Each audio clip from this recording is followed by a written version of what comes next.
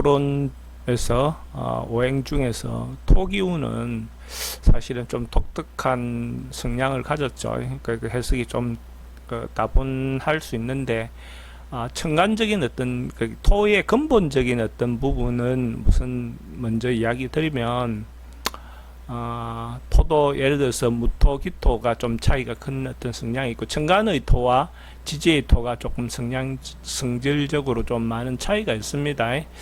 근데 토라는 것은 기본적으로는 뭔가를 조절하는, 그죠? 조절하는 어떤 그런 인자있고, 포용하는 것, 조절하다는 것은 이 사람 저 사람 받아들일 수 있는 어떤 그런 부분이 있겠죠.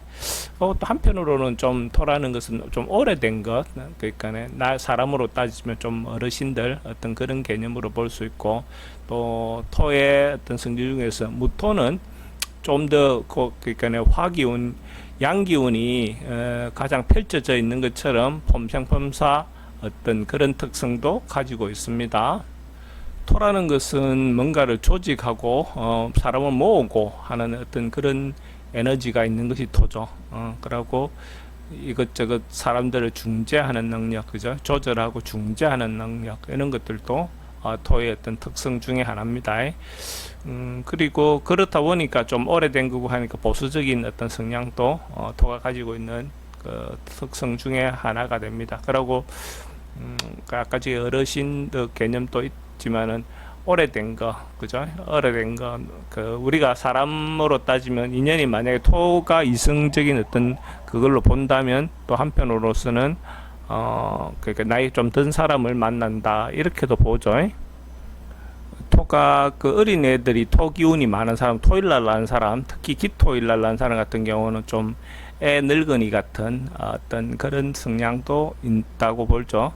하고 오래된 거, 전통적인 거, 이런 것들도 토의 어떤 특성 중에 하나고, 토일날 난 사람들이 대체로 좀 자기 몸에 대해서 좀 많이 챙기는, 걱정을 많이 하는 어떤 스타일도 있습니다. 또 하나의 오래된 거, 특성으로 보면 오래된 거, 전통적인 거, 이게 토의 특성입니다. 지금까지 말씀드린 토는 어찌 보면 토가 갖고 있는 일반적인 특성을 이야기 드렸고, 또 천간의 어떤 토의 특성을 조금 더 이야기 드렸다면, 토는 또 진술 충미의 어떤 글자가 특성이 다 다르죠. 그래서 그 축토부터 설명을 먼저 드리면, 토의 성질을 말씀을 드린다면 축토는 금의 창고 역할을 하죠. 토라는 것이 조절하고 제어하는 역할도 하지만, 지지의 토는 사계절적인 어떤 의미를 담고 있습니다. 그래서 겨울의 끝에서 봄에 가기 전에 금의 기운을 보장하고 덮어놓은 그 기운이 축의 어떤 특성이고, 그러니까 저녁이고 밤이고 이렇다 보니까 교육과 관련된 어떤 특성을 가지고 있고, 정신적인 거, 학문과 관련된 거 어떤 특성을 가졌다라고도 볼 수가 있죠.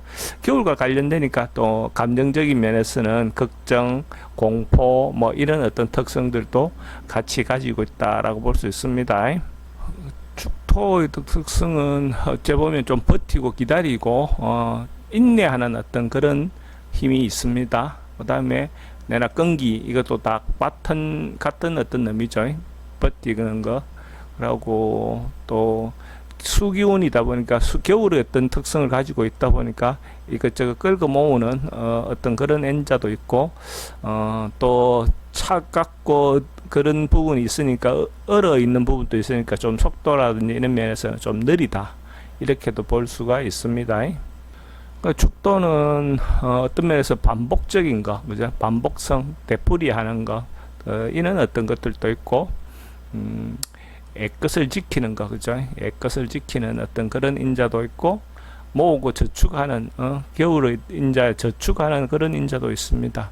하고 전반적으로 정신적인 거, 교육적인 어떤 그런 특성들도 그 토를 가지고 있는, 축토를 가지고 있는 어떤 특성들도 있습니다. 겨울적인 것도 있고, 진술충미의 어떤 특성에서 종교성도 있죠. 그 종교성이 가장 큰 것 중에 하나가 축토가 종교성이 가장 두드러진다라고 볼 수 있고, 겨울의 어떤 특성을 가지고 있으니까 준비를 하고자 하는 어떤 그런 부분의 요소도 있다라고 볼 수가 있습니다.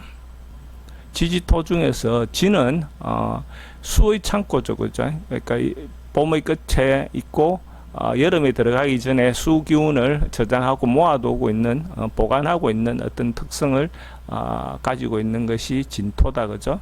그리고 진토는 뭔가 화려하게 꾸미고 확장하고 펼치고 하는 그런 기운이 있는 것이 진토고, 변화가 많죠, 그죠? 목의 기운이 있든지 가장 변화가 많은 것이 진토죠, 그죠? 그래서 변화가 많다 하고, 수기운을 포장하고 있기 때문에, 창고를 감고 있기 때문에 비밀을 담고 있다라고 특성을 가지고 있습니다. 진토는 토지만은 실천력이 있다, 그죠? 목기운을 겸해 있으니까 실천력이 있고, 이것저것 다 모아놓은 거, 그죠?